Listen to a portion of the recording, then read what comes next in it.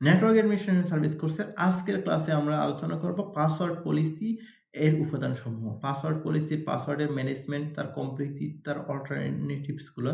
Password policy মানে হচ্ছে একটা পাসওয়ার্ড কেমন হবে, কেমন হলে নিরাপদ হবে, সেটাই হলো পাসওয়ার্ডের পলিসি।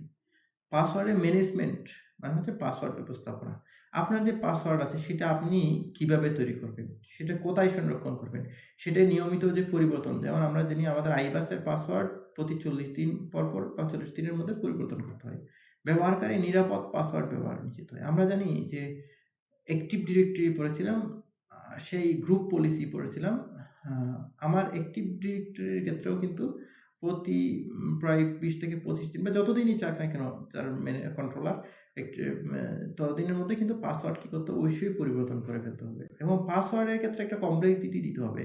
যেমন পাসওয়ার্ডের ক্ষেত্রে আমি বলেছিলাম বড় অক্ষর, ছোট অক্ষর, সংখ্যা, বিশেষ চিহ্ন দিতে হবে। এর ফলে কি হয়? ওই যে হ্যাকার সে ছোট কম্বিনেশন চালালেও আপনার পাসওয়ার্ড ব্রেক হওয়ার সম্ভাবনা কোনো অবস্থাতেই থাকে না। অল্টারনেটিভস বা পাসওয়ার্ডের যে বিকল্প, যেমন আপনি যদি চান যে আপনার সিস্টেমে যখন আপনি লগইন করতে চান, তখন আপনি আপনার মোবাইলে একটা কি পাবেন?